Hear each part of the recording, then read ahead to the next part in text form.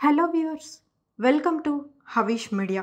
ఈ వీడియోలో అష్టాదశ శక్తిపీఠాల్లో మూడవ శక్తిపీఠం అయిన శృంఖాలదేవి అమ్మవారి ఆలయం గురించి తెలుసుకుందాం.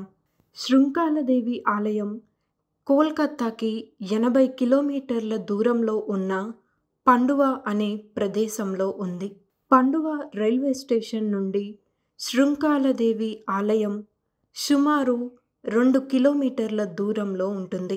త్రేతాయుగంలో వృష్యశృంగ మహర్షి శృంఖాలదేవి అమ్మవారిని ప్రతిష్ఠించినట్లు కథనం. శృంఖాల అంటే 2 రకాల అర్థాలు ఉన్నాయి. మొదటిది బంధానికి ఉపయోగించే గొలుసు అంటే సంకెళ్ళు. రెండవది బాలింతలు నడుముకి కట్టుకునే వస్త్రం అని అర్థం. ఇక్కడ అమ్మవారు బాలింతల నడుముకి వస్త్రం కట్టుకొని దర్శనమిచ్చారు. శృంగుడు ప్రతిష్ఠించిన దేవత కనుక శృంగాలదేవి అనే పేరు ఉంది. కాలక్రమేణా ఆ పేరు శృంఖాలదేవిగా అయ్యింది. ఈ మినార్ ప్లేస్లో శృంఖాలదేవి అనే ఆలయం ఉండేది. ఈ మినార్ ఎంట్రన్స్ని గమనిస్తే ఆలయ ద్వారాలు కనిపిస్తాయి. ఇది అంతా ఆలయ ప్రదేశం. ప్రస్తుతం ఈ కాంపౌండ్ వాల్ దాటి ఎవ్వరూ లోపలికి వెళ్ళకూడదు. అష్టాదశ శక్తిపీఠాల్లో ఈ క్షేత్రం 3వ శక్తిపీఠం. ఈ ప్రదేశంలో ప్రస్తుతం ఏ విధమైన మందిరం గుర్తులు లేవు. మధ్యయుగ దండయాత్ర సమయంలో ఈ ఆలయం ధ్వంసం చేయబడినట్లు చెప్తారు. ఇక్కడ ఏ ఆలయం లేనప్పటికీ కూడా ప్రతి మాఘమాసంలో మేళ తాళాలతో ఉత్సవాలు, తిరునాళ్ళు జరుగుతుంటాయి.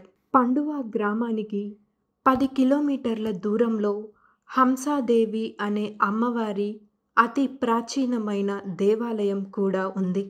భక్తులు హంసాదేవి అమ్మవారిని శృంఖాలదేవి అమ్మవారిగా భావించి పూజలు జరుపుతూ ఉంటారు.